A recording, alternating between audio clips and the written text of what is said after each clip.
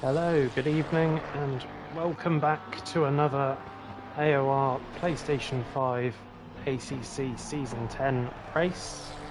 And this week we are on the mountain, Mount Panorama, Bathurst, whatever you want to call it, very challenging track, for a 75-minute, 1 hour and 15 race around here. Plenty is going to happen in the next hour and a half, 15-minute qualifying session in advance, and it will be interesting the entire way, I'm sure. We have 22 drivers here for this one, so that will reduce the traffic a little bit, not a full grid on the mountain, but still plenty of cars if anything is to happen. And yeah, strategy on this one is a bit more open than the 1 hour races in this season. Tyre change not mandatory today, so there are really two main choices on the strategy. We would expect to see drivers either filling the tank and doing the race on one set of tyres with a splash and dash late on. The alternative is to split the race half and half, change tyres and lower fuel load for both stints. I personally would imagine that would be the less likely strategy, but still opens up for drivers to do their pit stop when they feel like. Could do it early if stuck in traffic, or late on otherwise.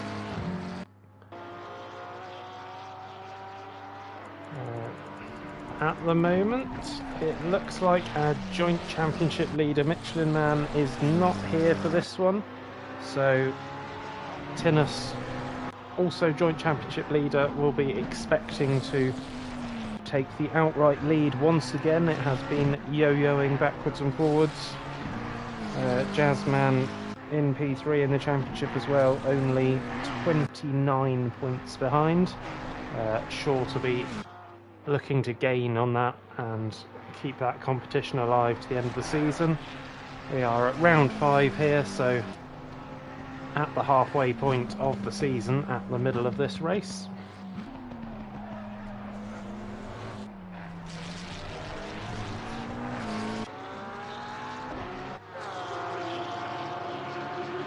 We have just under 2 minutes of practice left as the drivers get their eye in for the final non-competitive laps, as there is still some wall scraping going on, and that will not be the last contact with the wall tonight, I almost guarantee it. Very, very challenging track, very satisfying when you get it right, but absolutely treacherous if you get it wrong.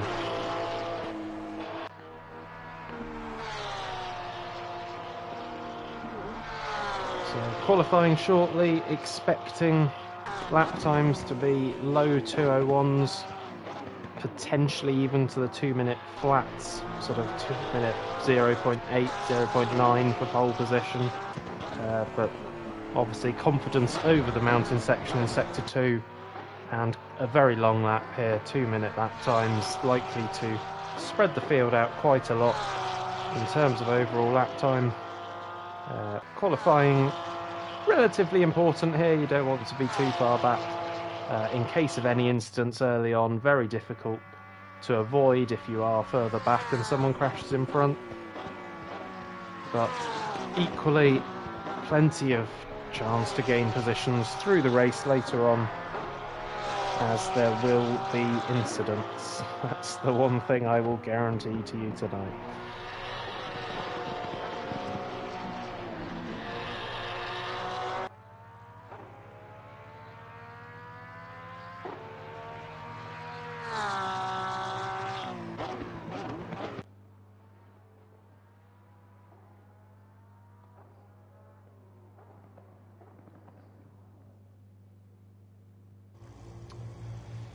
And as the last couple of cars do their final bit of practice running, most drivers in the pit lane getting ready to get out onto the mountain as soon as possible in qualifying and get some clear air, get that clean lap in early on. Green light, go, go, go. So who will be out first onto track? We've got Tinus followed by Jazzman. No, sorry, Matthew. Matthew first out on track. Wrong Lamborghini there. Jazzman out behind, then I believe it is either Skov or... yeah, Skov out third. Don Michelo behind him.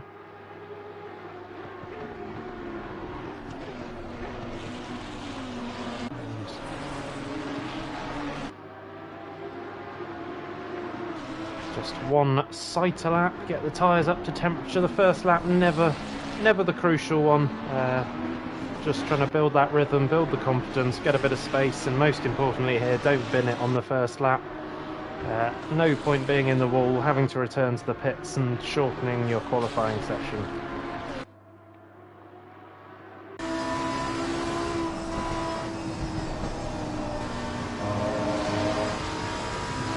Matthew lets Jazzman through to be first across the line.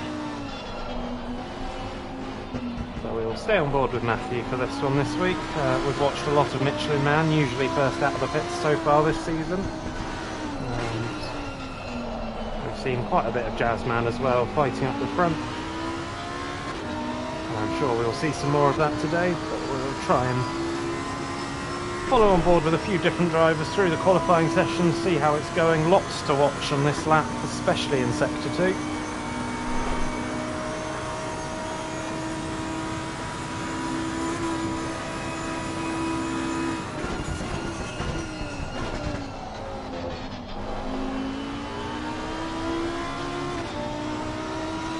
So, around we go for the first hot laps of the session. Still a bit of track grip to come in at the moment, potentially later in the session, so times I would expect to speed up through this next 15 minutes. Not quite on the apex of turn 1 for Matthew, but as I said earlier, first lap not crucial.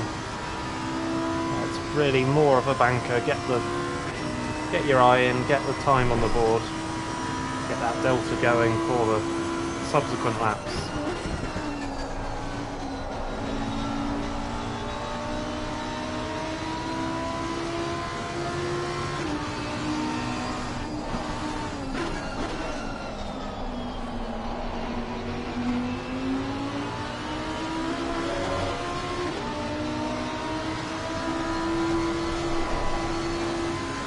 Almost flat on the way up the hill, slight lift.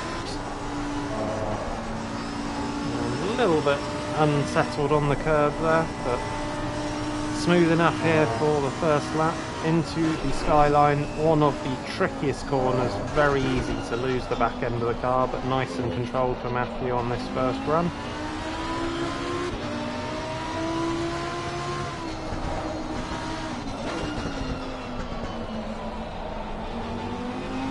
And again, nice and smooth, clean exit onto the Conrod straight, and the stressful part of the lap is over, but still very easy to make a mistake down into the chase at the end of the lap, so not time to relax just yet.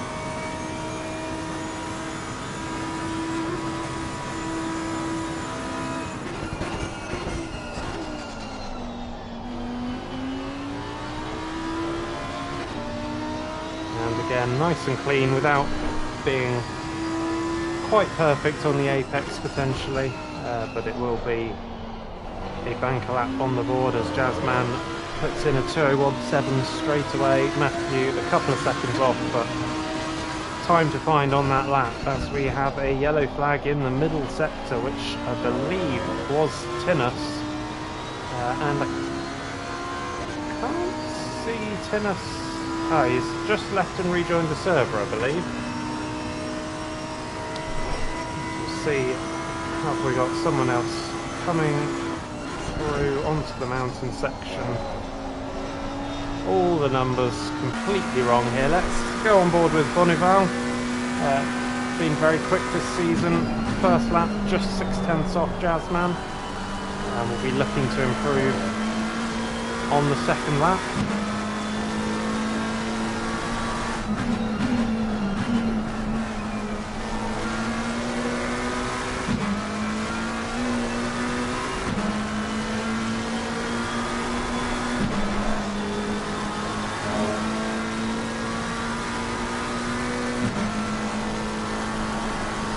Very nice and tidy and committed on the way up the hill. Is there the same level of commitment down the hill? Big time to be gained or lost down here. Really throwing it in to the skyline. And from my perspective, this is looking like a good run over the mountain, so could expect to see a time gain for Bonneville here at the end of this lap. Picking up a little bit of cheeky slipstream as well there, won't really make any difference, but the placebo effect potentially just giving him that little edge, maybe a couple hundredths, if that, gain from. And perfectly on the apex through the end of the lap, one corner to go. And a slight misshift there, it sounded like to me. And wide of the final apex. So was that aborted? No, it was an improvement, but Jazzman also improved to a 201.2, so still work to be done for Bonneville.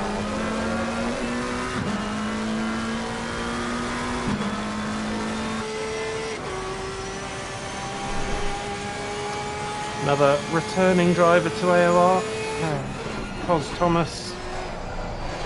Signed up mid-season, returned to the league and jumping straight in for his first race at Mount Panorama in the Porsche, as he has a faltering Lamborghini ahead of him to deal with. And the Lamborghini nicely out the way. Thomas can continue, but a big lift with some understeer through the right-hander up the hill.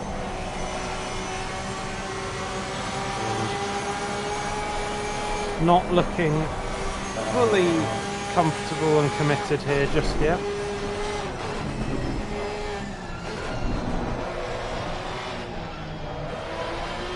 But most importantly, keeping it out of the wall at the moment. Just halfway through this qualifying session, the time ticking down very quickly with the long lap here. And before you know it, you run out of laps, so those first laps very important, as we do have plenty of drivers still needing to get that first lap on the board. And Thomas lifting off there, I think recognised that this lap is not the one. As we jump back to Mr. Moosington, just beginning another ascent of the mountain. Currently no representative time on the board, I would say. 6.3 seconds off the fastest time. Definitely more pace in the bag for Mr. Moosington, so will this be the lap?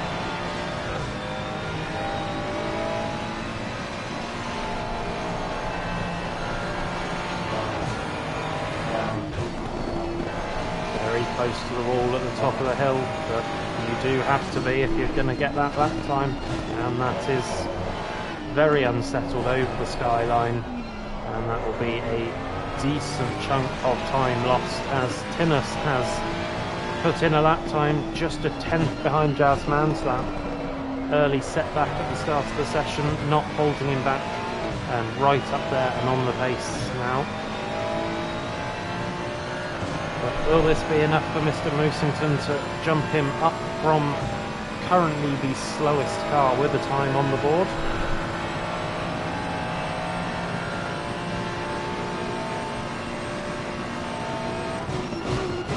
Picks his braking points and doesn't pick it correctly. That is wide and off, and I believe that will be the end of his lap, as indeed he pulls off to the side, and that will be one more run to go. Who else do we have? Don Michelo just coming down into turn 2, currently mid-pack, P10. 2.1 seconds off the pace. It really is exaggerated the gaps here. All about confidence, as we have Joe Powell up in a very strong 4th place, under a second off the front of the pack.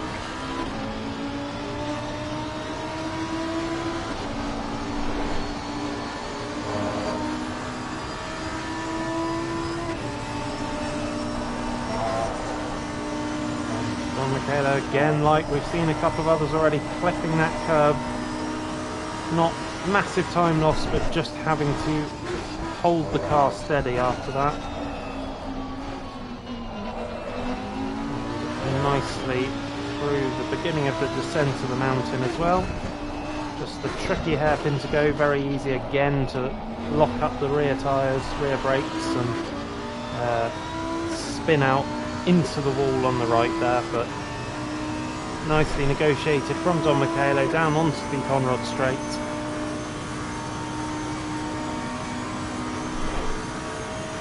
Lots of momentum down here, almost feeling like you want another gear change as the engine reaches max revs in 6th gear, but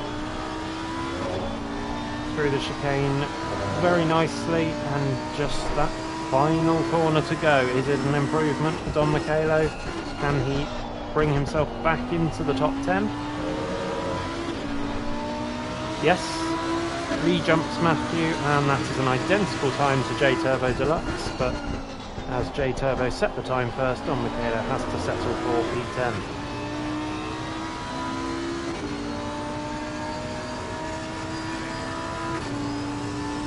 So Guido Christ, once again struggling slightly this season, has had a variety of issues in the races so far. Qualifying not been too poor, but I believe there was one race where qualifying was the issue and had to make a comeback through the field. But overall it has not been his season, but with 2 minutes 40 left, no lap time on the board at Mount Panorama, and he will be looking to change that as soon as possible. This will be potentially his penultimate lap, just 30 seconds left to cross the line to get another run after that. That all depends on fuel as well, but Guido Christ seems to be pushing hard here, so this could be the lap to take him up away from P21.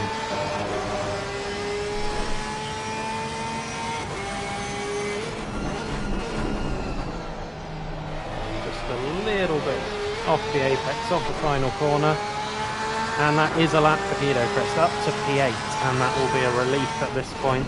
Very close on the timing for that next lap, as we have the 296 of CZ Adam having gone straight on at turn 1, safely rejoined, but that may well be the end of his session. As we have Bleeding Sunrise in the pits down in P17, so disappointing for Bleeding Sunrise, usually a good contender for the middle positions in the top 10, but it will be P17 at best for Bleeding Sunrise today. At the front of the pack, still no change with Jazzman and Tinnis 1/10 apart. Final laps to be posted now. Let's join Matthew coming through the final sector. We'll get one more lap if he has the fuel for it. What does this one do for him? No improvement, so one lap to go. Jazzman looking to extend his advantage, and does so by a small margin, another half a tenth of a second. Could be crucial depending on what Tinnis has in the bag.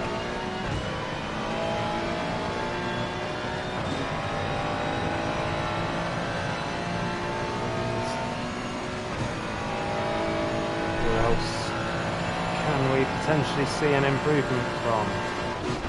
As we have Dennis stranded on the mountain, the yellow flags, and returns to the pits. Thomas just coming across the start-finish line, improves to 8th, so changing all the time, and that is session over for Thomas. Had the time for another lap, but not the fuel. And into another Porsche, Robbe down in P16. Will be looking to improve on this final lap as the checkered flag drops, so plenty of cars already given up their sessions. Several more still pushing for an improvement. We have Scott Bell up to P3. Very solid lap time there, just half a second off the top of the times.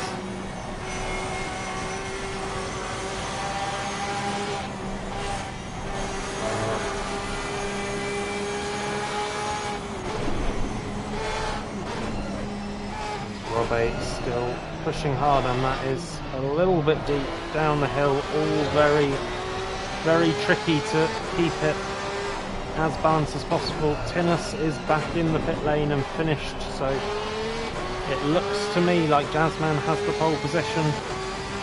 What can anyone else do to improve? We've got no effort from Devil's Armpit, who has sat in the pits for the session. Mr. Moosington has not set a representative lap time from what I see. As Slicker crosses the line and takes P16. So just Yip and Robbe, I believe, left to finish a lap. Yip just up ahead in the Mercedes. Crosses the line, stays P20. Robbe, what can he manage? Again, no improvement in position. Final two cars, we have actually Bonneval and Scott Bell, both with another effort to improve. Jazzman has dropped into the 2-minute flats when I wasn't looking, but pole position almost certainly already secure. Scott crosses the line, no improvement, P3, and that is qualifying done. And oh, that was busy. Already plenty going on the mountain, and that's before we even get to the race. So top 3, Jazzman, Tinus and Scott Fell in P3. I would wager that the happiest man on the grid may well be Joe Powell in 5th position.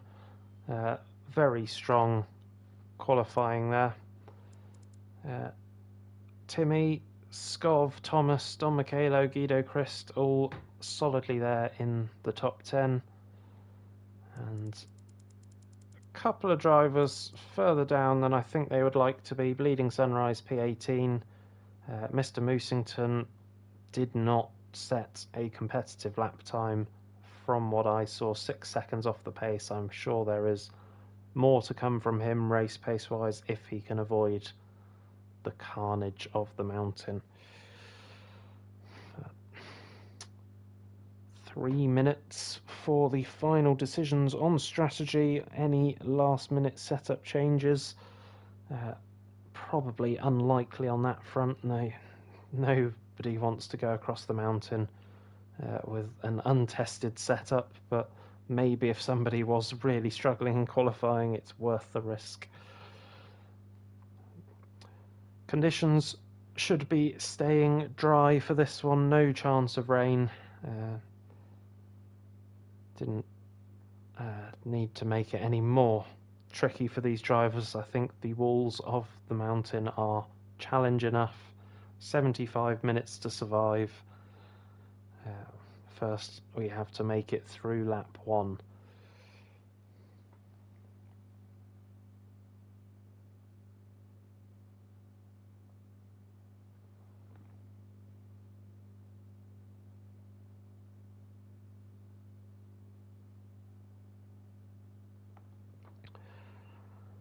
Just trying to catch my breath a little bit after a hectic qualifying and try and keep my voice alive for the entire race. I am sure there will be plenty to talk about the whole way through.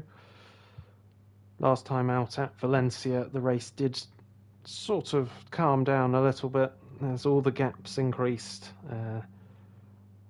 Fairly few close battles on track towards the end, but the mountain will throw up action left, right and centre, even if we don't have cars closely battling. There's always the chance of somebody in the wall, somebody off the track, and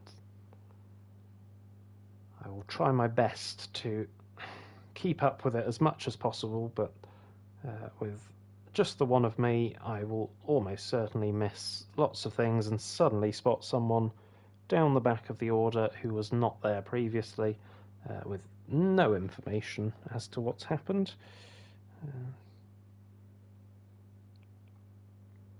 30 seconds. But we will move on to the formation lap shortly. It will be a decent 20 seconds. time to get round the track, as we have Shaka Zulu joining late. It's made it in time for the race, but that will be a P23 start for Shaka Zulu. No qualifying for him. Just behind Devil's Armpit, who was in the server but chose not to go out for a qualifying lap. As Jazzman leads us away for the formation lap. Nice sunny conditions, able to see all the liveries very nicely here. A good mix of colours going on the grid. Just starting to recognise the liveries a little bit at this point in the season and pick out cars without having to see the number, but I will eat my words later in the race when I completely miscall who the car is.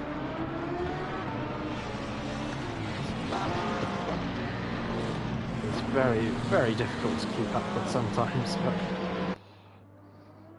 at the moment everything nice and static and easy to know who's who.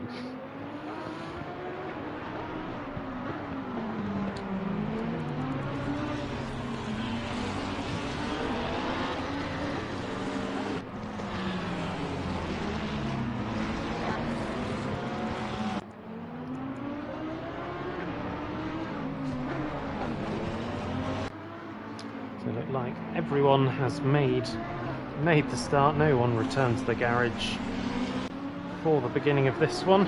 Almost potentially the safest place to be for lap one, starting from the pit lane here.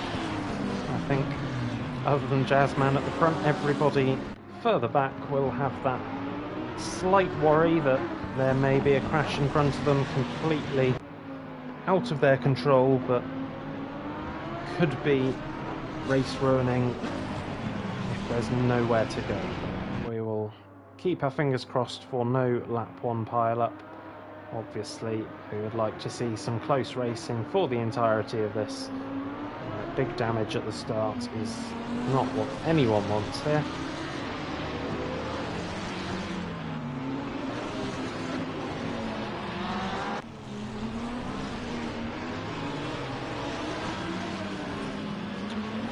Very short run to turn one from the rolling grid start.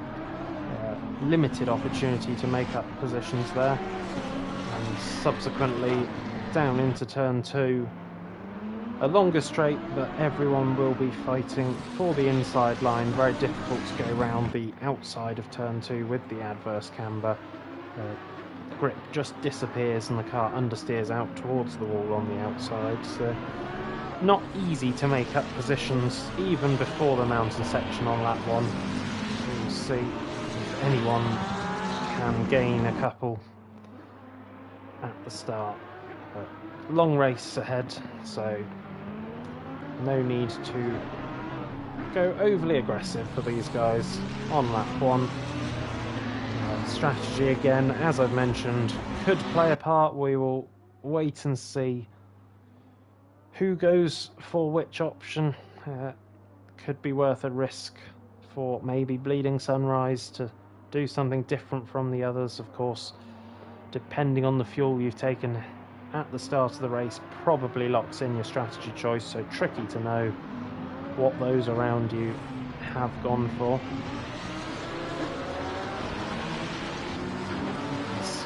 come down into double file around the chicane of the chase.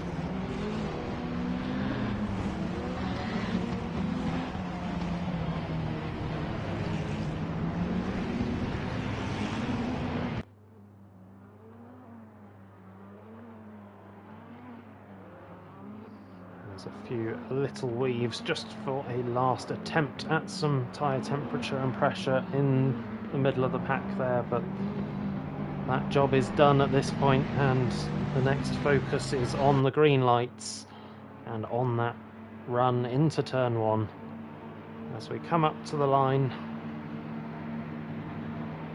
Green light. Go, go, And go. the green light, we're away. Tinnis with a good start on the outside, but Jazzman still with the inside line, should hold P1. Tinnis, nothing he can do there. Looks to be all holding position. We have the Porsche off on the grass on the exit of turn 1, but manages to recover. Jazzman immediately defending that inside line, as I mentioned. Everyone following as Tinnis does attempt the outside line, but will tuck back in. Just consolidating P2 rather than going for anything risky there. As we have an incident further back, it looks like Timmy and Guido Christ potentially in the wall. Lots of yellow flags. What is going on back here? I can't get a hold of any of those drivers as the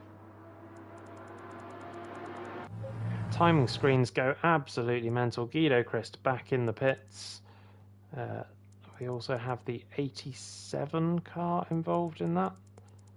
That is Don Michelo. Don Michelo has got going again, and Slicker in front of him, so some contact early on and big damage for Don Michelo here. Slicker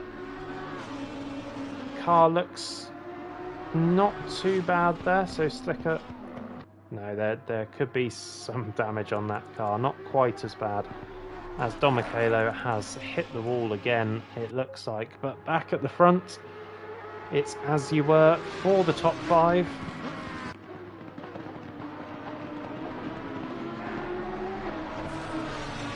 And Jazzman leads at the end of the first lap.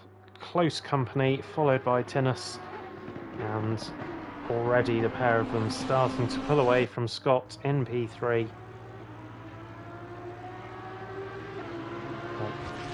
As suspected, we did not survive the first lap without any issues. All happened down into turn 2, so before we even got onto the mountain.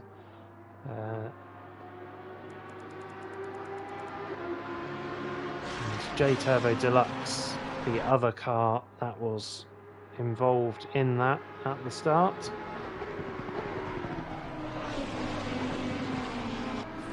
We have Yip into the pit lane on lap 1 as well, so could he have been involved in that or something else early on?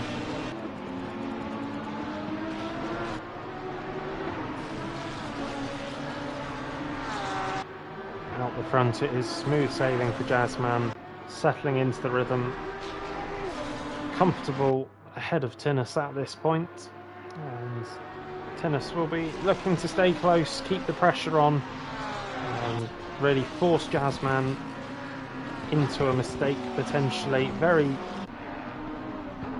very tough to overtake despite the long straights here. The main opportunity is down the back straight at the end of the lap. Turn 2 just doesn't offer itself to that move, as it is very easy to defend the inside line. So it is key, if you are looking for a move, to try and get the exit off the hairpin down the hill. But these two already in a league of their own, pulling away. 2 seconds the gap already from P2 to P3. Further back, big progress from Adam in the first laps. Looks like he has made another position past McQuiz on this lap as well.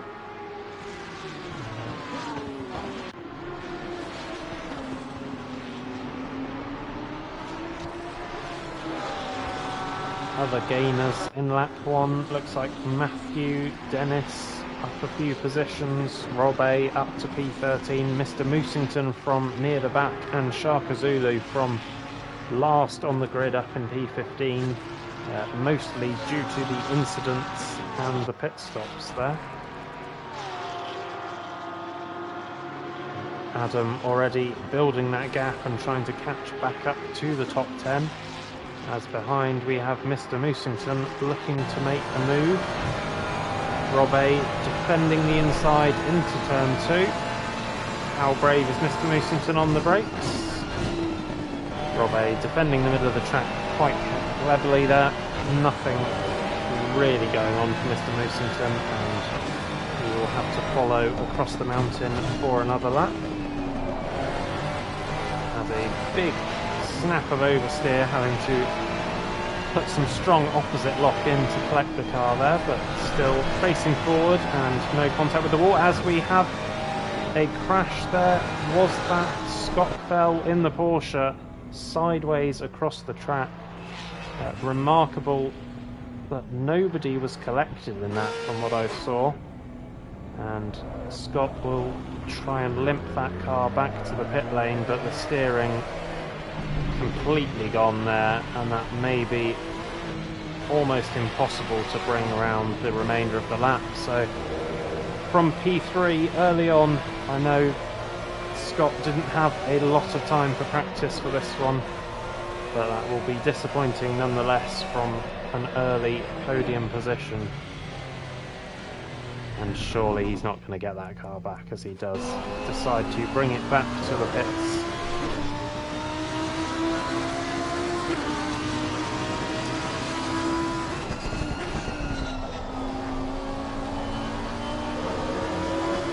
And Tinnis sticking close with Jazzman here, so the battle for the lead is not one and done yet. Jazzman will have a long race ahead of him to keep Tinnis behind. Crucial for Jazzman if he does want to mount that championship challenge to start taking some points off Tinnis sooner rather than later.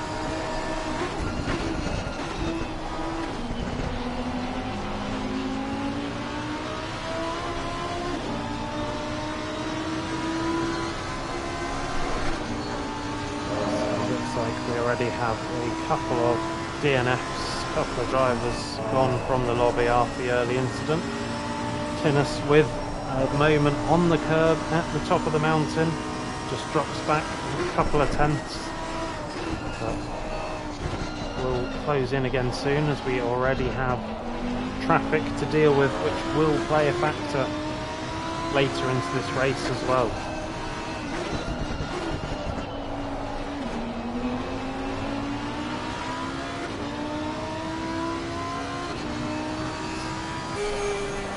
Jump back to Shaka Zulu after his P23 start, already in P14 and looking to put the pressure on McQuiz here. We have a slow car, and that is the Ferrari of Adam, into the wall, down the mountain. So another early victim. That will be a pit stop for Adam as well now, you would imagine. Fuel should go to the end quite comfortably for these drivers, having to make the early pit stops. But big damage, potentially putting your lap down early on, does make it incredibly difficult to fight back.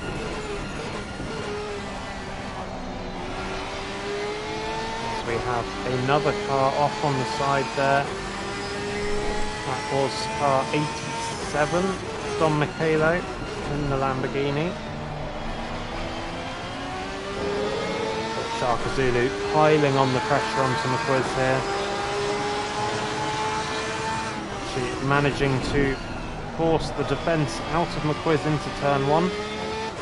He will get the run on the exit, but will he be able to force his way to the inside line? McQuiz defending the middle of the track at the moment, and Shaka Zulu forced to the outside, but is well alongside, and McQuiz quite cautious on the brakes there. Shaka Zulu up another position and fighting hard towards the top 10 very early on.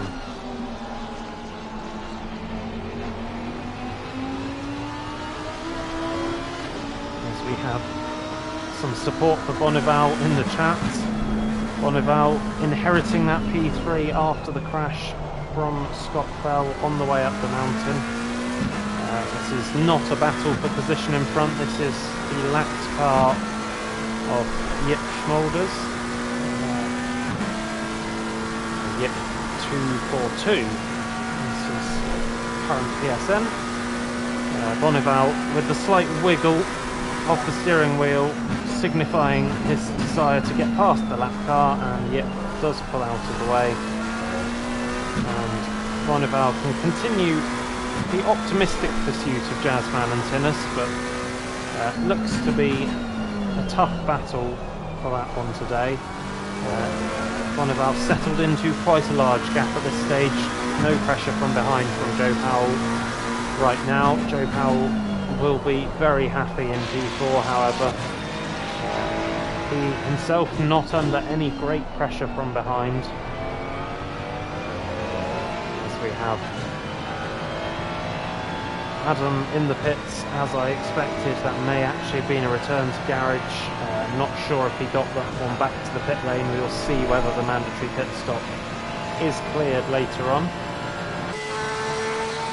And now Bleeding Sunrise has followed Shaka Zulu through past McQuiz, and now the two Porsches may do battle themselves.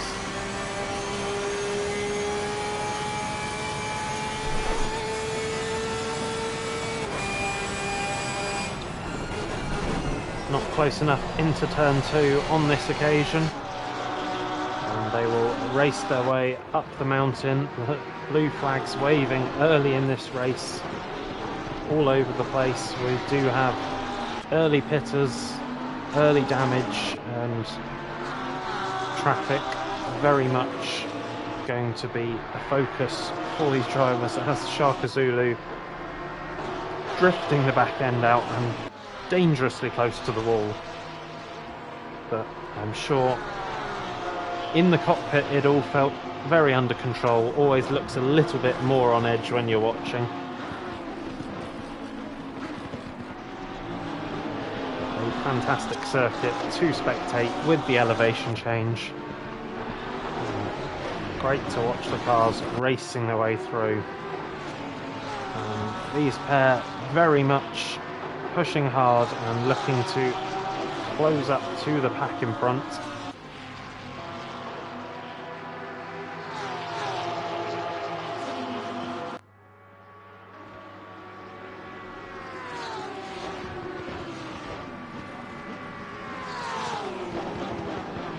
Bleeding Sunrise just showing the nose to the inside, trying to scare Shaka Zulu into a defence or into a slight outbraking into the chicane, but nothing doing there. And into the final corner the mistake comes, and that should be the inside line for turn 1 and move done for Bleeding Sunrise. So a bit of contact there. Shaka Zulu trying to cut back, but just a little bit too early on that one. And the next car in front is the lapped car of Slicker, so when Bleeding Sunrise catches there, he should make a fairly swift move through. Slicker has made his mandatory pit stop, so no obligation to jump immediately out of the way. As we join the next close battle on track with Mr. Moosington and Luckett's Robbie.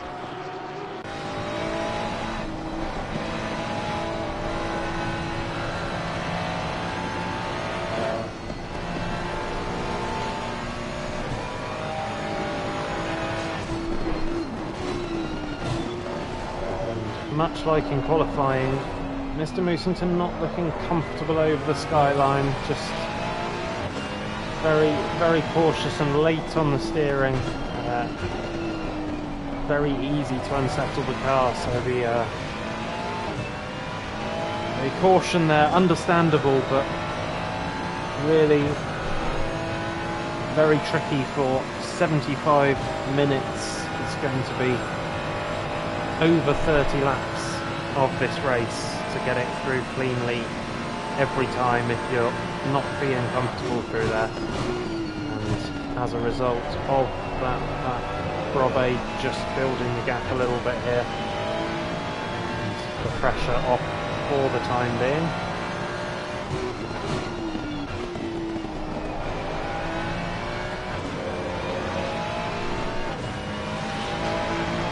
So already the gap's stretching out in this race. And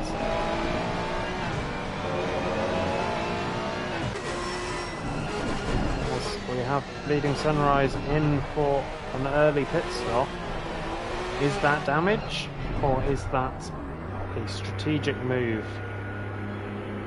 The steering does look to be a little bit out of alignment, so that could be a crash after a strong start from a poor qualifying for Bleeding Sunrise. That will be a long pit stop to repair that damage, and then an hour to go to try and build that back.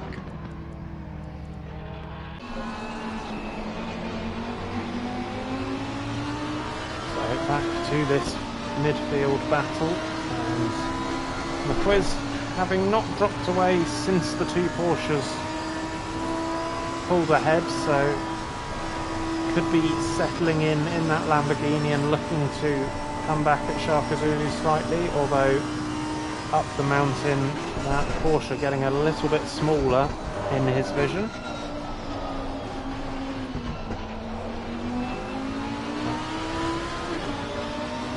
Ebbs and flows around the lap here with the different cars. Very easy to gain in one sector and lose in another, depending on where the strength of the driver or the car lies.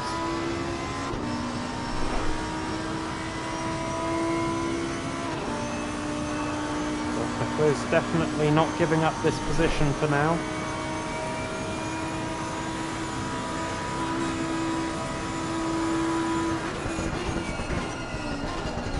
Out the front, the battle for the lead is stretching slightly. Tinnis just outside of a second from Jazzman now. Very much keeping him honest, but not really within striking range for a small mistake at the moment.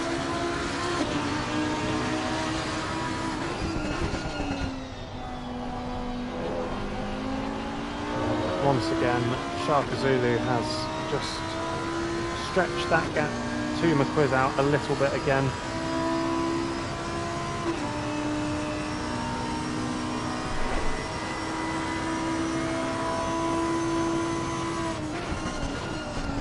So Guido Christ and Scott Fell down the back of the pack, both with early incidents, and unfortunately forced to return to garage to repair the damage, so still a mandatory pit stop to make for both those drivers, and it will be a long evening bringing that one to the finish line. But with almost an hour of racing at Mount Panorama left to go, there is no guarantee that there aren't positions to be gained.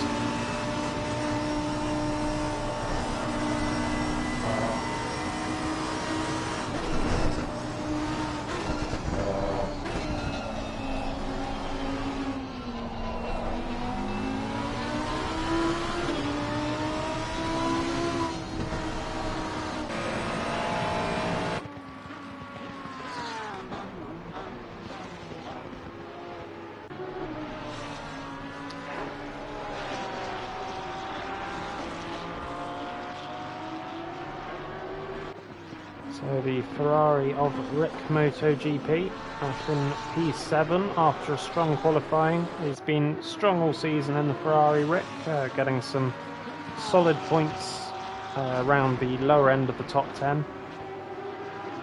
And currently just under 2 seconds behind Thomas. All very much settled down here as we have Bleeding Sunrise off the road again. At the final sector of the lap. Looks like pit lane entry. Is that a crash and a mistake, or has he pulled off to the side? And that is our next retirement. So Mount Panorama claiming several victims already today, as we have a pit stop for McCoy's. Didn't see any incident there. Could be an early strategic call.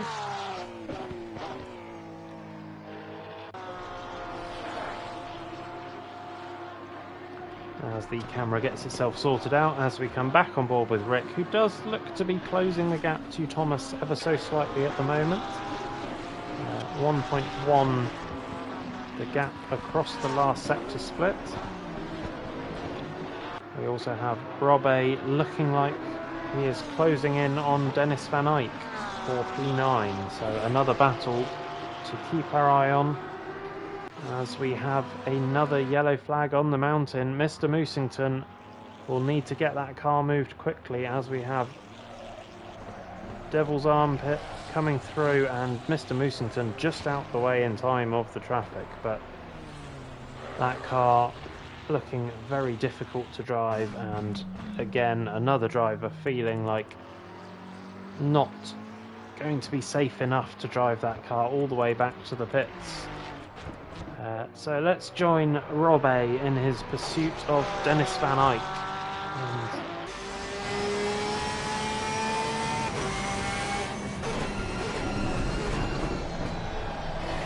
pressure starting to show already. Dennis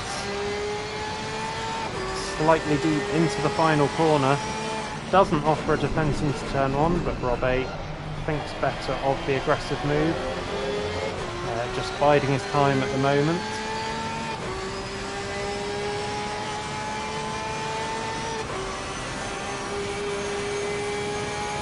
Dennis holding the inside line down into turn two, taking the racing line late on, and he's confident that Robbe is too far back for the lunge.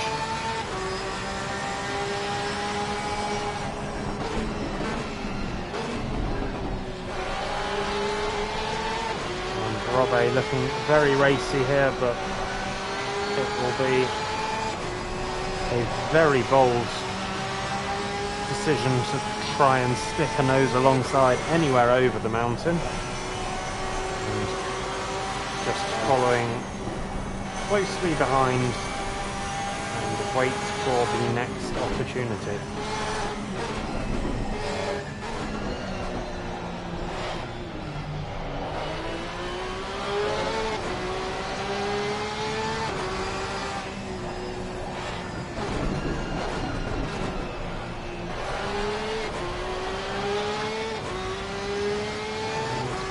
Onto the Conrod Straight, the gap still just a little bit too large to make any kind of move down here. The slipstream does gain quite a bit down the hill here, and Robbe showing some good top speed in that Porsche, but not even the required defence from Dennis.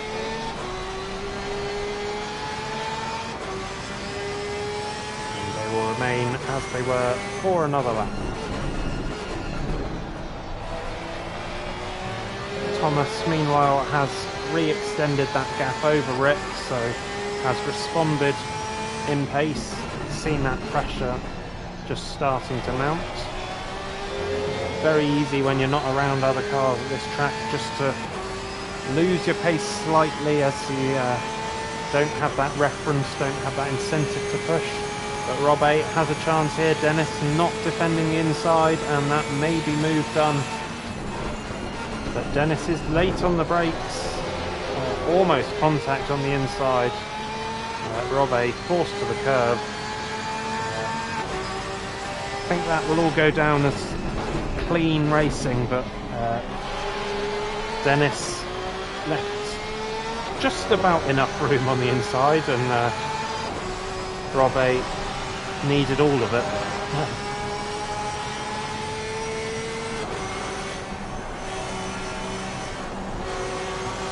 sure Robbo will be confident in his pace to pull back up to Dennis as Dennis takes a wide moment over the curb. Very much a lethal curb, that one, as I found out in the endurance race we did here just a few days ago. Very easy to drop the car to the left and directly into the wall, but Dennis keeping it facing forwards and down the mountain safely for another lap.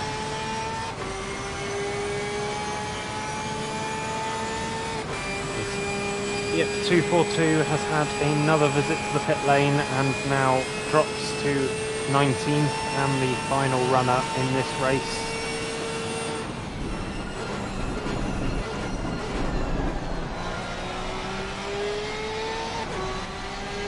Robbo still looking for this move. Dennis will stay to the left for the final corner and contact is made.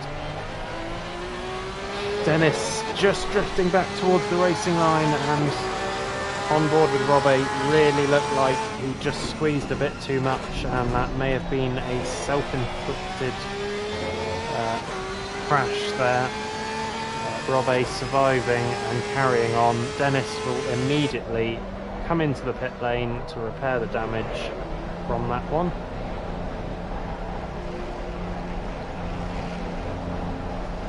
As the race of attrition continues and we drop to 18 runners. So Mr. Moosington, the next to retire.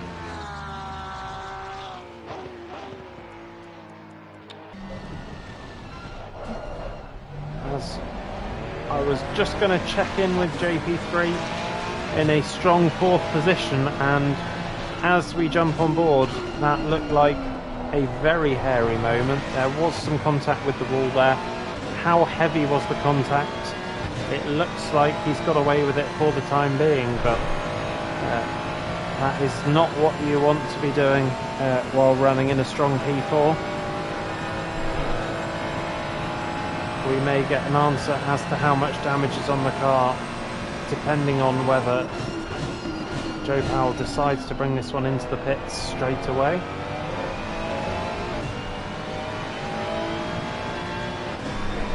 And indeed, JP3, Joe Powell coming into the pit lane,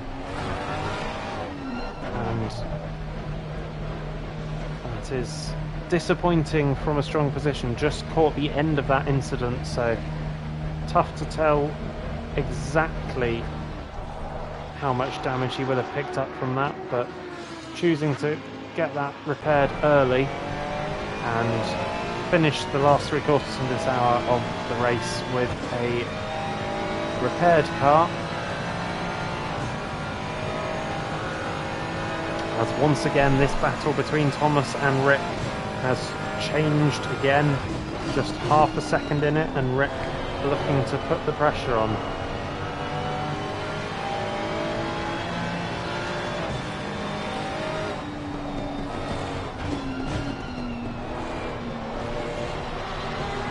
And Thomas losing the back end on the way up the hill, not quite enough for Rick to get alongside.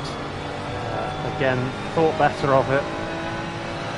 The opportunity will come. That is not the moment to push yourself into a side-by-side moment and both end up in the wall.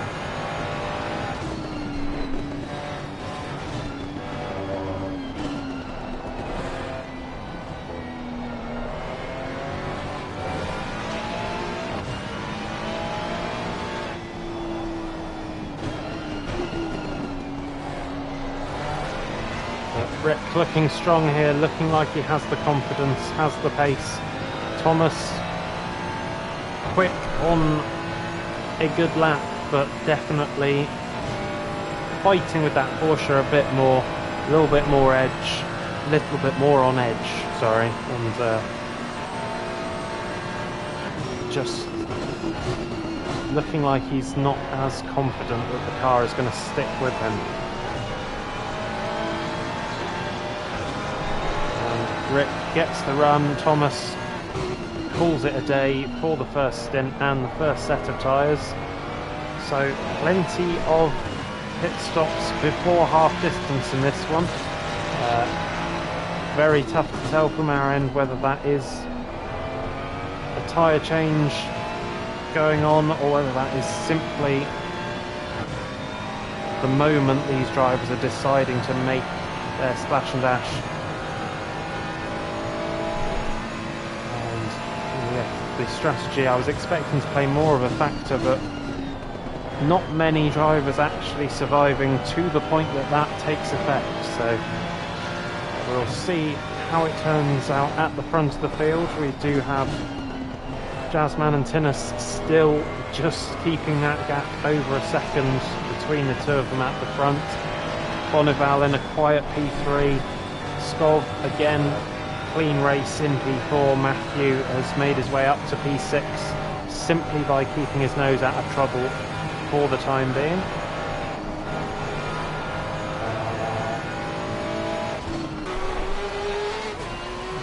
Thomas rejoins from the pit lane and just behind Joe Powell, so Joe Powell will be the leading driver of those to have completed their stops for the time being.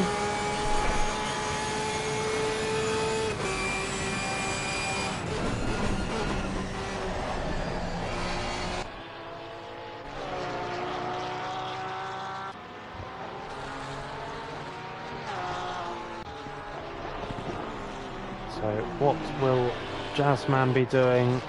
What will Tinnis be doing for the strategy?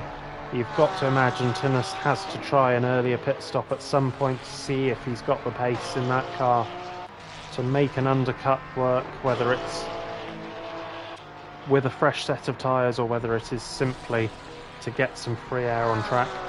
Always the risk that he will hit traffic, but maybe there is an opportunity somewhere as Thomas on the outlap, taking to the escape road there. Probably not gaining any time from that, but equally not an escape road that's very fun to take, very bumpy offline and very difficult to get the car slowed down. As we have Shaka Zulu recovering from a spin after the chase. Not an immediate pit stop, so may well have kept it out the wall there, just the time loss in his Porsche, running in P8 at the moment.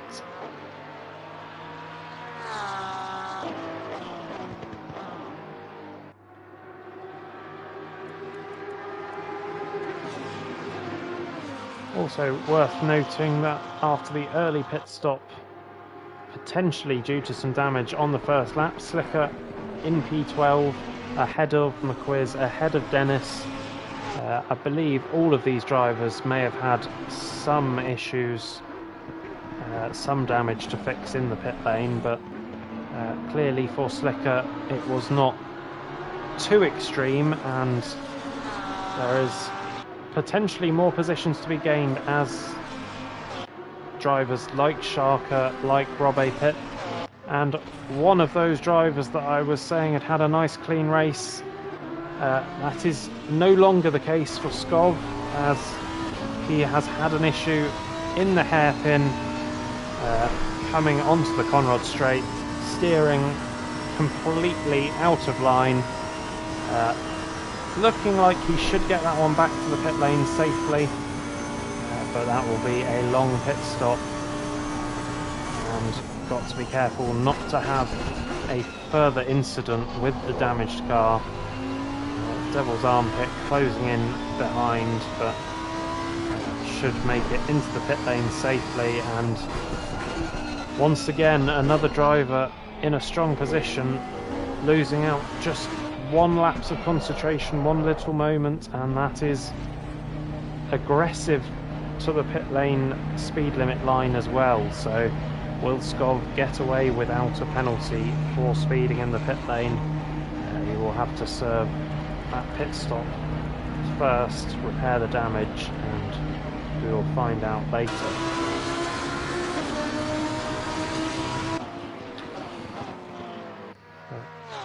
Jumping to our closest on-track battle, we have McQuiz chasing Slicker for P12. The Porsche behind of Scott Fell in P17 and last runner is 1 or potentially 2 laps down on these guys. So it is just the Lamborghini versus Lamborghini battle, and Scott can do nothing but sit behind and watch.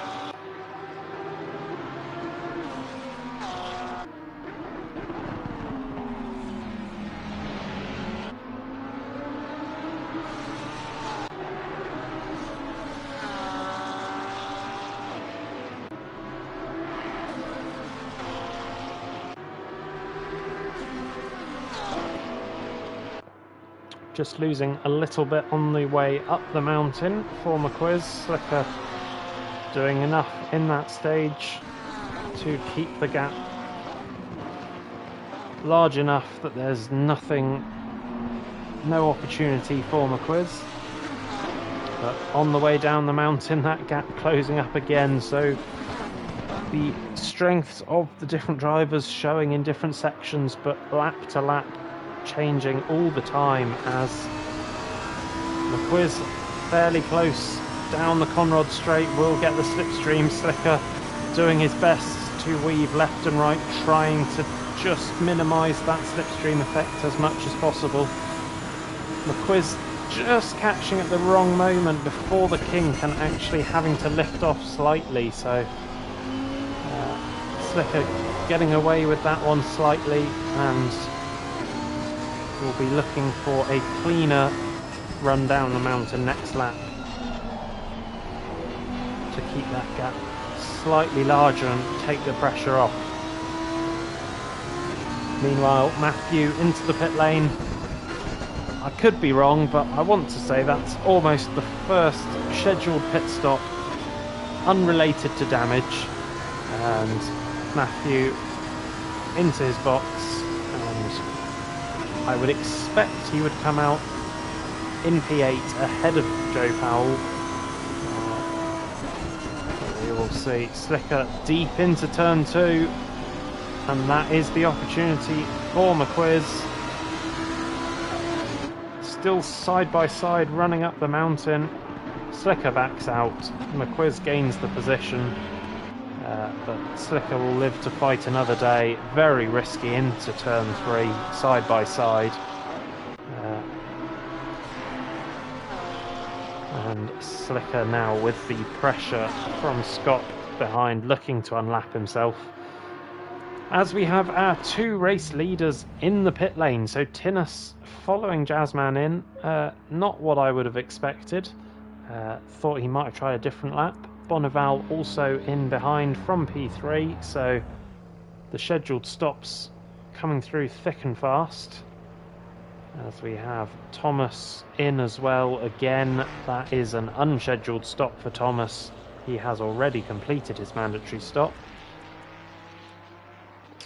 We are halfway through, keep it up. Rick MotoGP also in, so lots of drivers going for the tyre change.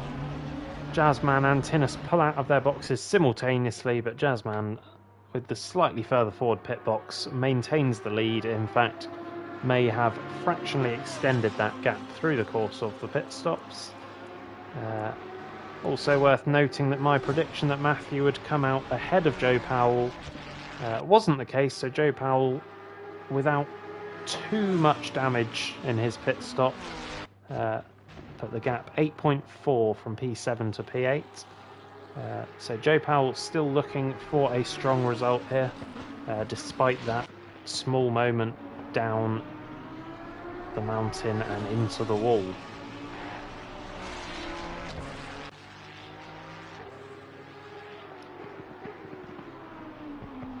So our final cars left to stop in this race, Robbe, Shaka Zulu and Guido Christ has been back to the pit lane, but still has a mandatory pit stop to serve. You feel like Guido Christ may only be in a fight with Scott in this race.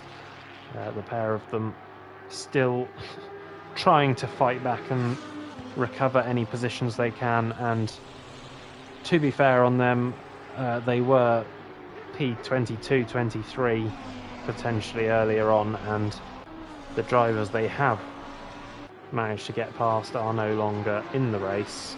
so it does look worse than it is for them. They have gained positions from their efforts.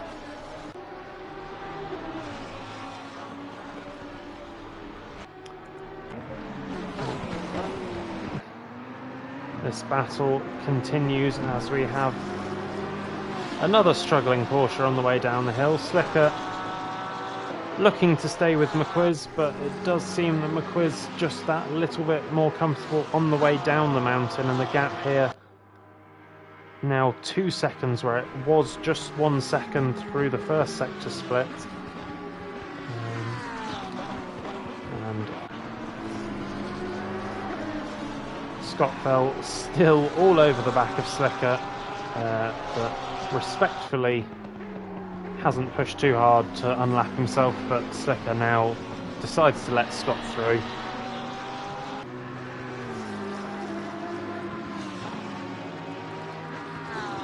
So Shaka Zulu in from P4, P5, the timing screen's all over the place there. Rob A also in. That is the Porsche that was limping down the hill, so it was Rob A from P4. That is a mistake from him and a damaged Porsche that will need some repairing. Shaka Zulu also in, so we will see what the running order is after these stops.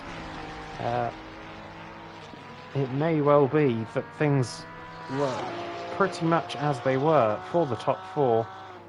JP3, Joe Powell, could be still in that P4 position despite the mistake. Let's find some cars on track to watch. We haven't seen much of the leaders today. Jazzman and Tinnis rarely more than 2 seconds apart in this race, but to be honest, hasn't looked like there's going to be a change. Tinnis with strong pace, but without a mistake from Jazzman, going to be very difficult to get anything done.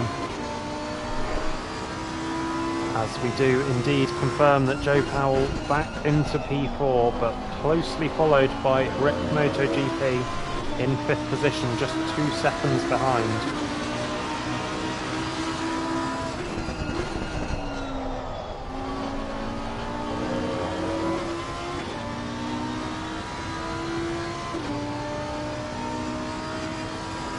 Rob A still in the pits, so big damage to repair there. Plenty of drivers having done that already today. We'll see where he comes out after that pit stop is complete. And then we will get our running order if there are no further issues, but that may be speaking too soon. We may yet have drivers into the wall and back into the pit lane.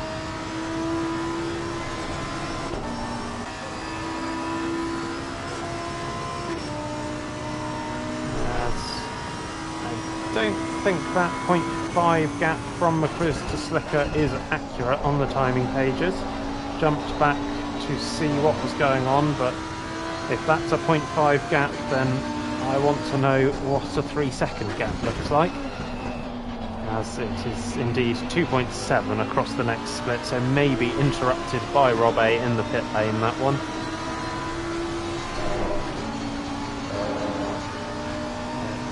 Very much good points on offer in this race just from survival here.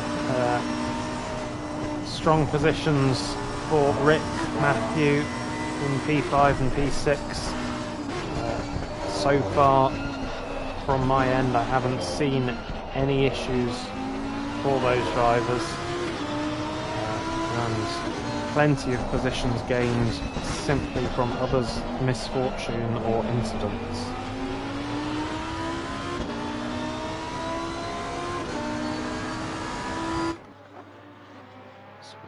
Jump back while we have no close battles to the TV cameras watching these cars through that mountain section.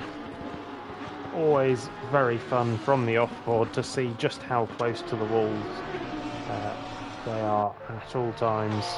Rob A back out after his pit stop down into P13, so paid for his mistake at the end of the first stint, but still with some competition to the end of the race, still not running last.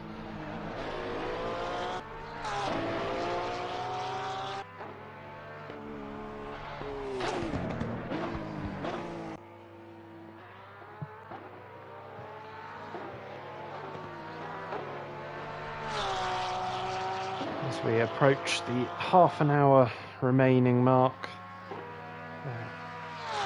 just about 15 or so laps left to go. But we do have Rick MotoGP closing in on Joe Powell. This is the battle for P4 currently, but there could be a podium on offer if there's a mistake from any of the three drivers in front. So what can Rick do? He has closed in this gap fairly quickly in the last couple of laps.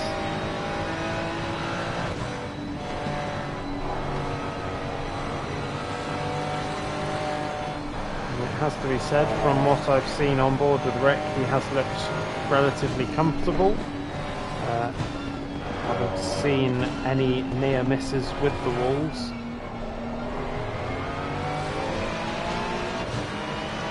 Joe Powell with a confident run down the mountain and just replying to the pace of Rick slightly and potentially extending that gap out again a little bit. We'll see the gap across the second sector split here. And indeed, just over a second now, so Joe Powell responding to the threat and making sure that that gap is comfortable.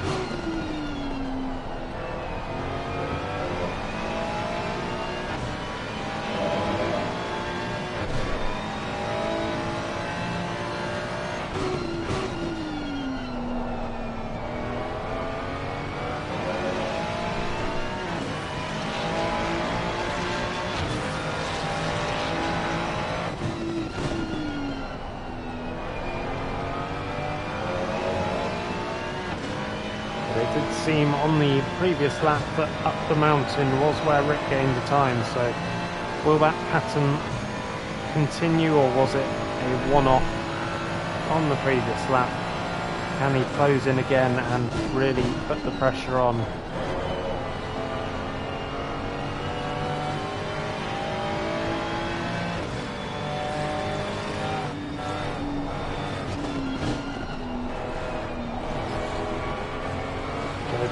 With a little bit of a wiggle of the back end on the way up the hill, and again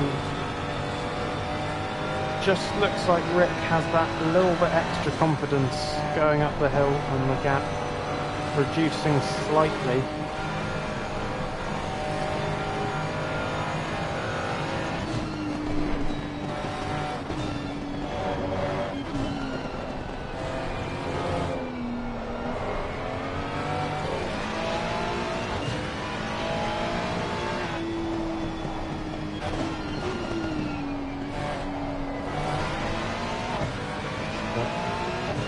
Once again, coming off the mountain, the gap just over a second, and Joe Powell still holding on to P4 for now.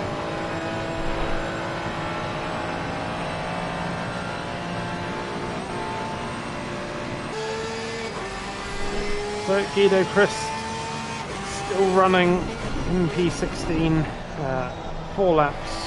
3 laps down on the leaders as he crosses the line. Early incident at turn 2, 4 cars involved. Guido Christ having to return to the garage, unable to bring the car back to the pit lane. Finds himself down the back of the pack, and our final driver to make their mandatory pit stop. Looks to me now that Guido Christ will be trying to do this race on the set of tyres he is on now, and we'll be looking for that short pit stop at the end. Really, his only battle likely to be with Scott Bell for P16.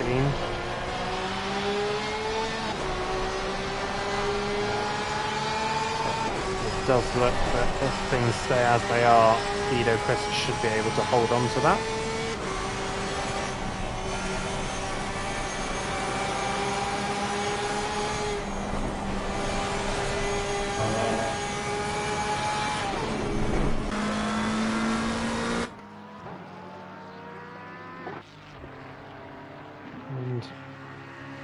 Once again, just checking on the final podium position here. Bonneval in the McLaren, probably starting to lose concentration a little bit with a very sizable gap both in front and behind, and will be just focusing lap after lap on his apexes, braking points, trying to keep the focus despite the lack of on-track battling that he has at the moment. 30 seconds the gap to the leaders. Incredible pace from Jazzman and Tinnis, as is often the case, but today especially that lead very, very strong. And Bonneval just doing what he needs to do to bring home third place and the final step on the podium.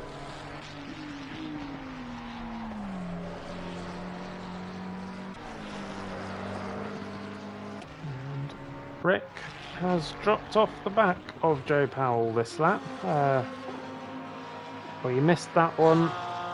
Something must have happened there, whether it was just a half moment or whether there was anything more to it for Rick. Needs to be aware of Matthew behind in P6, 7 seconds back, but any bigger issue would very quickly put him under pressure. The car seems to still be comfortably in one piece, so Rick can gather himself up and rebuild his rhythm.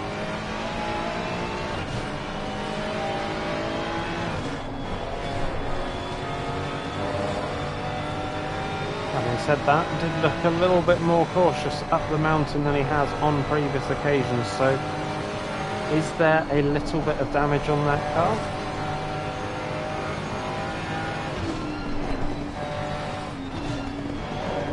That all in my head, and I'm imagining some slight caution because I know something has happened. Time will tell, and the next couple of laps those gaps should give us an indication as to whether Rick will be able to close back into Joe Powell or whether he needs to be looking behind instead. Per sector split, that is another hefty time loss to Joe Powell compared to what the pair were doing just a couple of laps ago, so Rick will be needing to pick that pace back up if he doesn't want to come under pressure for P5 at the end.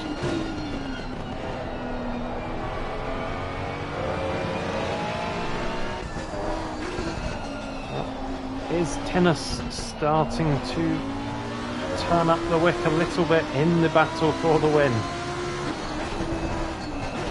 Not since early on has the gap really come under a second, but Tinnis pushing hard as we have another spin for Skov, and that is an attempt to bring the car back to the racing line.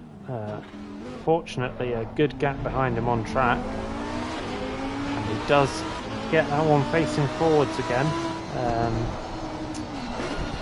Next car behind him for position, still a little chunk behind, so if he's got away without damage from that one, then we may be able to hold on to P8. But at the front we do have a battle for the lead. Tinnis within a second, holding the fastest lap as well, so showing the pace he has in that Lamborghini. Can he catch? And if he can get within half a second, does he have anything in the locker to make a move on Jazzman?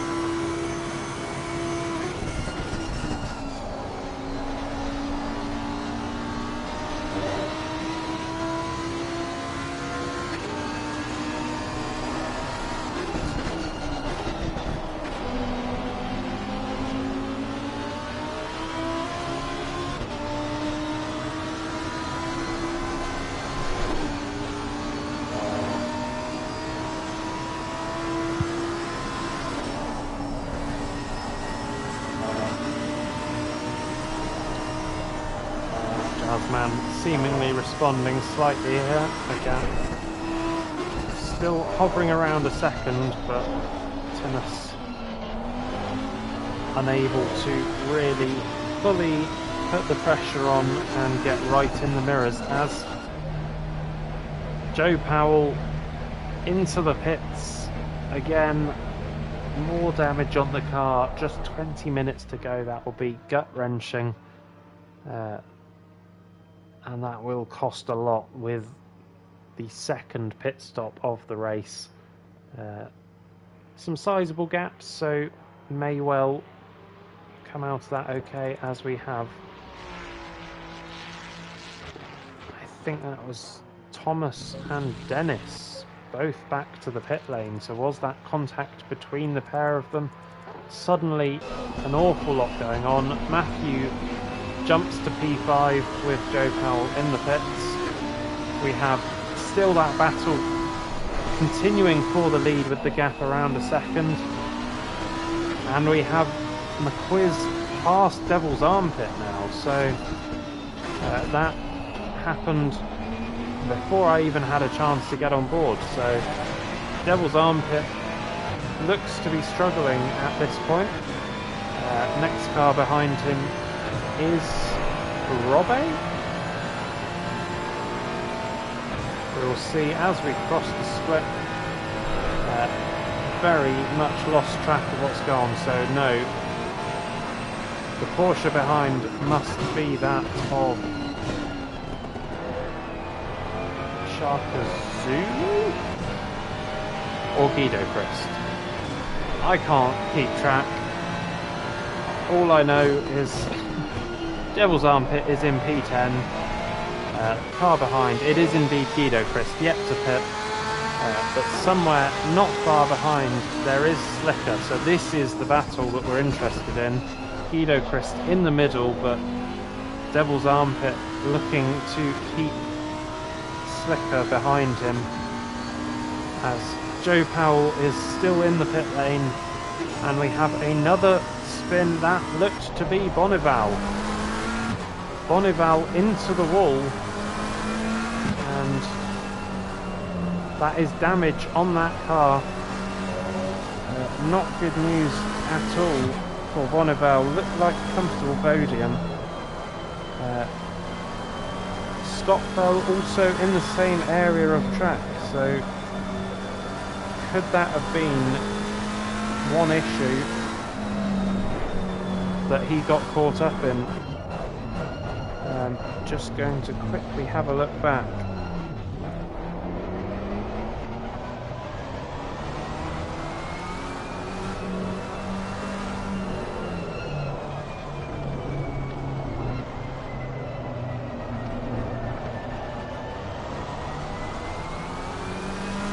So no, it was a mistake all of his own for Bonneval into the double left up the hill.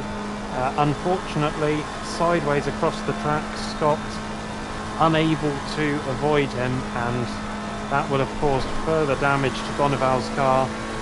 He will have to pit here with 16 minutes left, and the podium positions opening up big time here. Rick will inherit P3 as Bonneval really struggling just to get this one back to the pit lane. So a very disappointing end to what looked like a fairly comfortable P3, and even traffic as he tries to bring it into the pit lane. Hugely disappointing for Bonneval.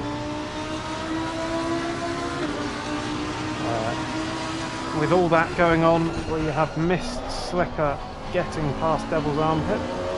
That now is for P9 as Joe Powell rejoined in P11.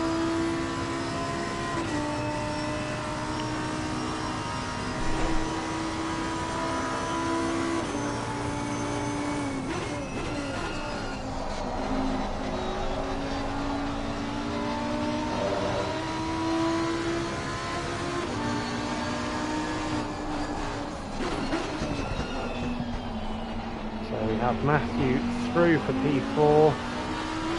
Shaka Zulu is approaching the last corner and will jump into P5, I believe, unless he is a further lap down. Very hard to keep track of at this point.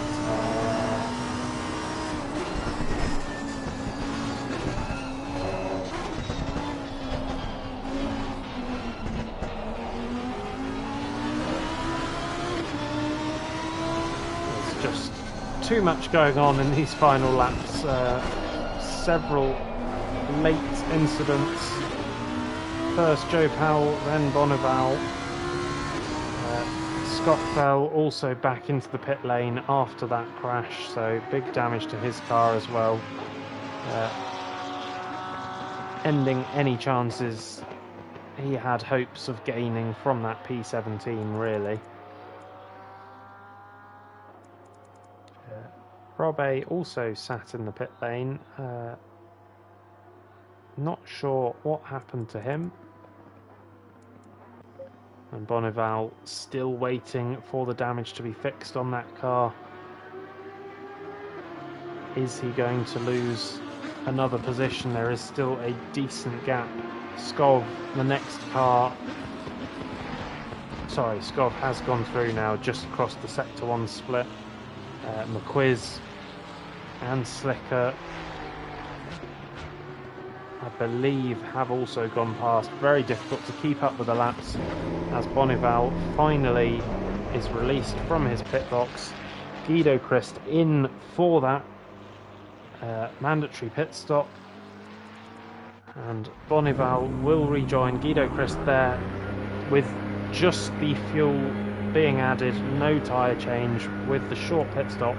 Bonneval indeed drops to P10 and will begin his chase of Devil's Armpit, Joe Powell, Slicker, just a little way up the road, but only a few laps remaining to do some damage limitation from that crash.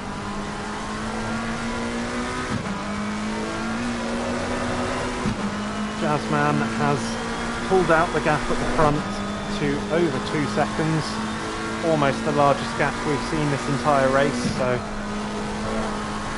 Tinus not able to do anything for the first hour of this race. Just 12 minutes left for Jazzman to bring it home, and Bonneval looking very aggressive, trying to gain back the time that he's lost.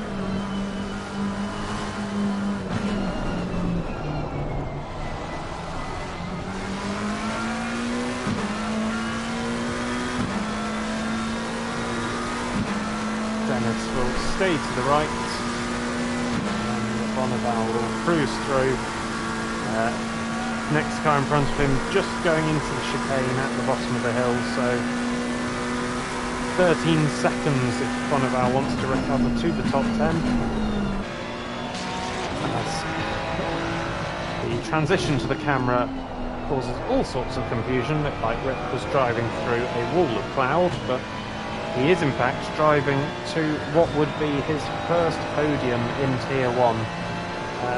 Has had a remarkable, just clean, safe race, and as a result has inherited P3. 11 minutes to go and a 10-second gap behind. Rick just needs to bring it home from this point. Easier said than done. Round Mount Panorama. Very easy to lose control. even with no pressure, sometimes the more you ease off, the easier that mistake becomes. But Rick has just 6 laps of racing to survive at this point.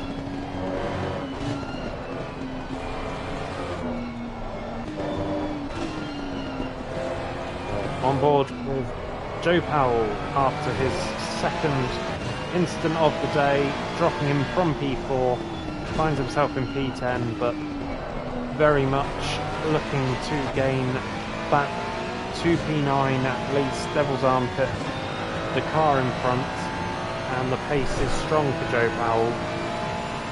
He will be looking to get this move done sooner rather than later, and then would be very unlikely to catch any further than that. Slipper in P8, another 8 seconds up the road.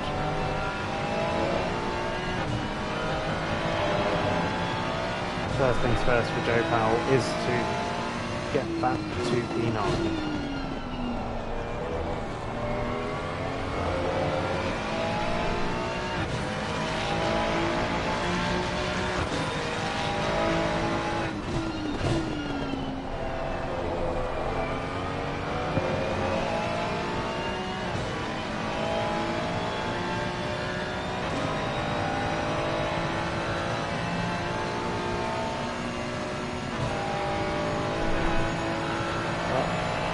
Not enough on this lap, and Devil's Armpit just needs to keep it clean, and it will make it difficult for Joe Powell. It will force him into a move. Joe Powell will be wanting this one to come easily and not have to take any further risks, given the incidents he has already had in this race.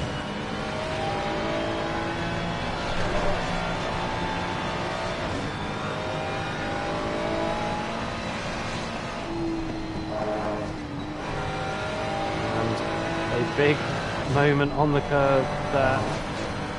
Keeps it facing straight, but very much looking impatient here, looking to get this move done, trying to stay as close as possible. But the key areas are down here on the exit of the hairpin.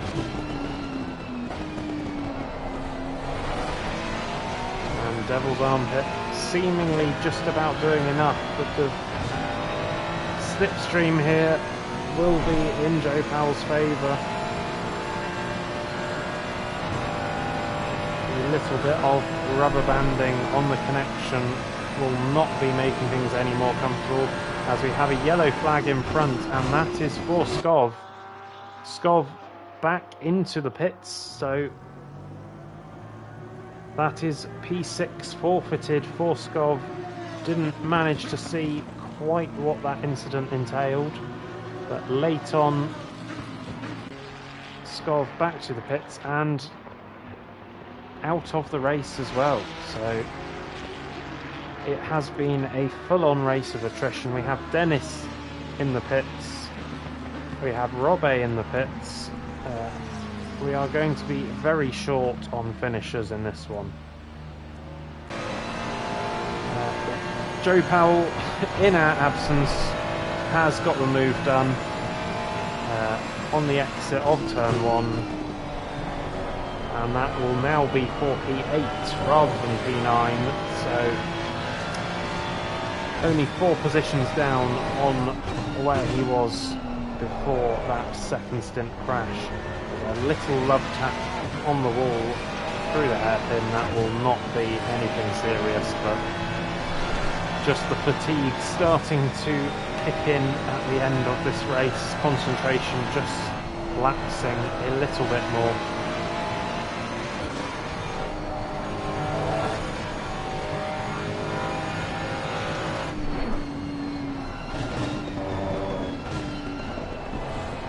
Do we have any other likely changes in position before we get to the end of this race? I would wager a guess at no, but it's still 3 laps of Mount Panorama, and as we've seen already today, 3 laps is enough for several things to happen, not just one.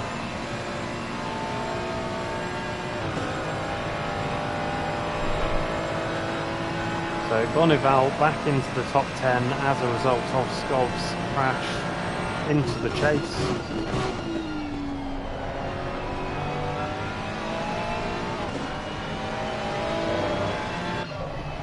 Shaka Zulu, P5, came from the back of the grid today. Wasn't without an incident of his own, if I recall correctly. There have been plenty. I think almost easier to list the people that haven't had an issue than those that have. The top 4 certainly have had a clean race, and around Mount Panorama that is most often what puts you into the top 4. Obviously Jazzman and Tinnis a long way ahead as Shaka Zulu deals with the lapped car of Adam.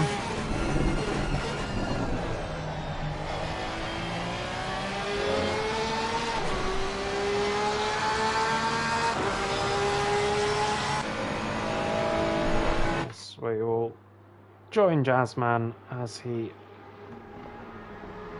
builds his way through up the hill.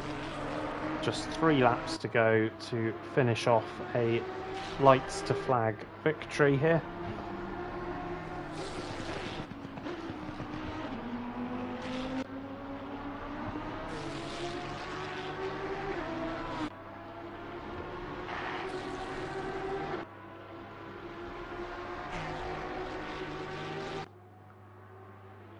And just taking a moment just to absorb all that's happened.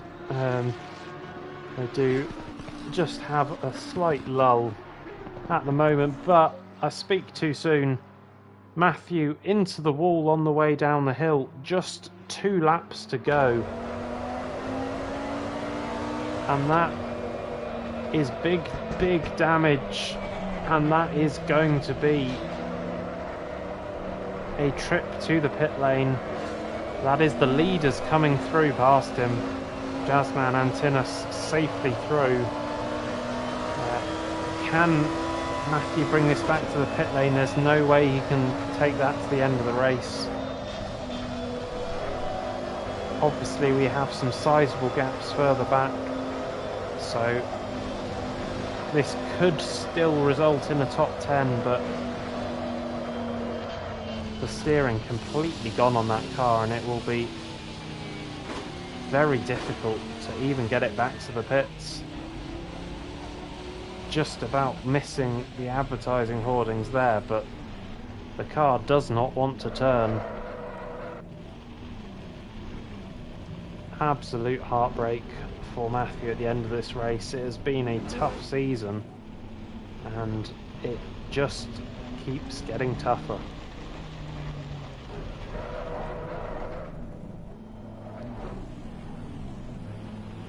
It's almost too painful to watch. Shaka gaining again into P4. McQuiz and Slicker will be bumped up to P5 and P6 as well.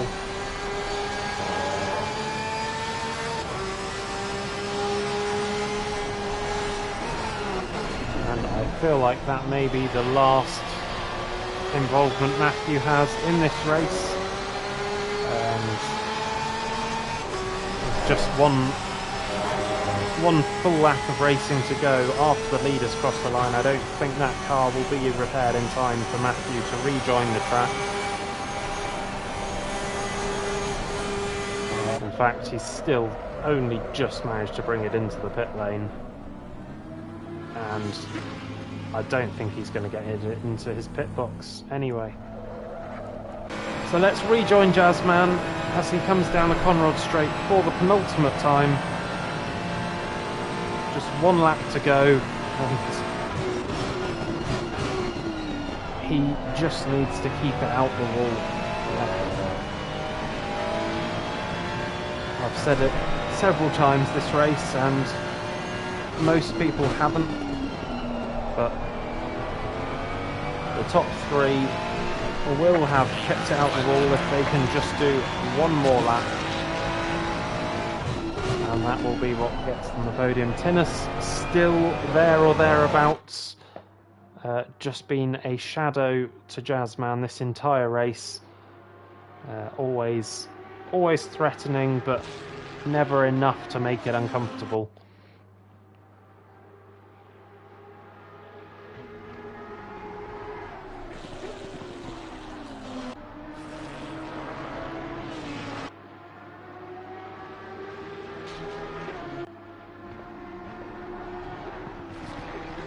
But the pair of them still pushing just as hard on the final lap.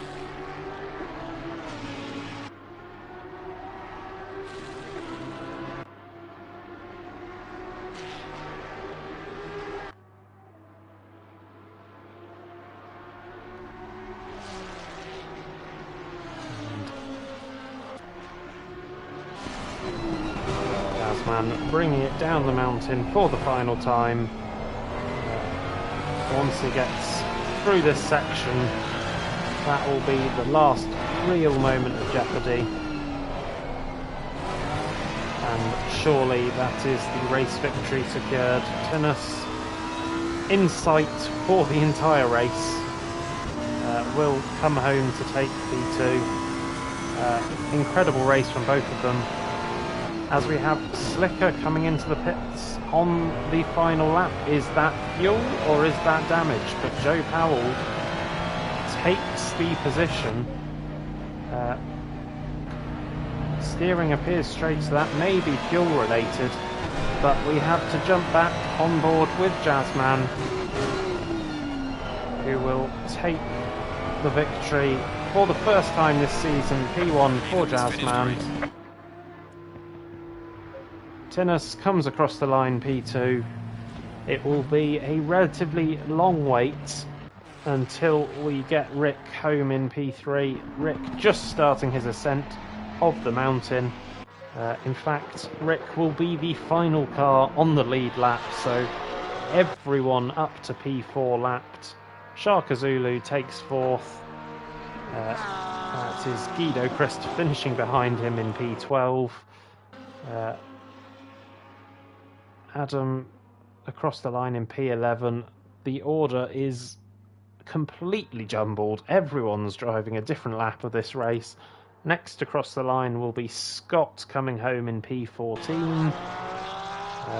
Behind him was Thomas. Thomas is in the wall. Thomas jumps back to the pit lane. That will not be a position for Scott, I think, because he was multiple laps behind Thomas. So much going on. Scott brings it across the line. P14 after an early incident on the way up the mountain. And next finisher will be McQuiz in P5. And then we will finally get Rick across the line for that podium position. Joe Powell somehow is going to bring it back in P6. But there we are, McQuiz across the line for 5th. But Rick, what a performance. Kept it clean, and that is P3 for Rick MotoGP in his first season as a Tier 1 driver. And finally, Devil's Armpit in P8, and Slicker with that late, you have to imagine, pit stop just to top up with fuel, will come home P9.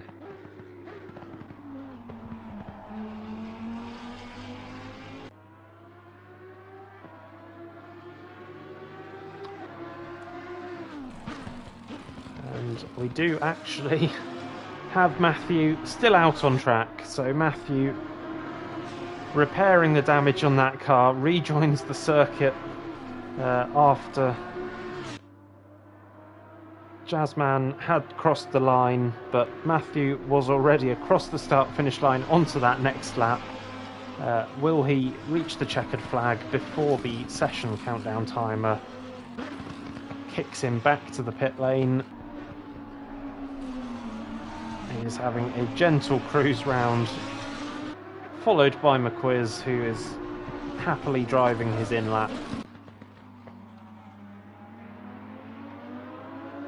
And a little bit of a lap of honour in a very unwanted manner for Matthew here. Was looking strong for P4 until that final lap crash, and indeed doesn't even get the chance to cross the line at the end of the race. So there you have it, final results. Jazzman and Tinnis strong all the way through, 2.5 in it at the end, P1, P2. Rick well over a minute behind in P3, but he will not care one bit about that. That is the third step of the podium. Sharka from the final spot on the grid to P4. McQuiz P5, Joe Powell P6, despite 2 crashes into the wall. Bonival, disappointing not to take the podium, having been comfortable in P3 all race. Devil's Armpit comes through P8 with a fairly quiet race from what I saw. Didn't see any particular incidents for him. May have missed something early on. Slicker with the last minute pit stop P9, and Matthew again with a late crash rounding out the top 10. Well, I feel like I need to lie down after that one. A lot of action, a lot of incidents, and what a race. I can't even begin to sum that one up any further, and so I will not drag it out too much. That is the end of round 5 of this championship. We will be back in a week's time for a 1-hour race around Brands Hatch. I believe there is chance of rain in that race, so a different challenge once again, different kind of circuit, but Mount Panorama definitely delivering today.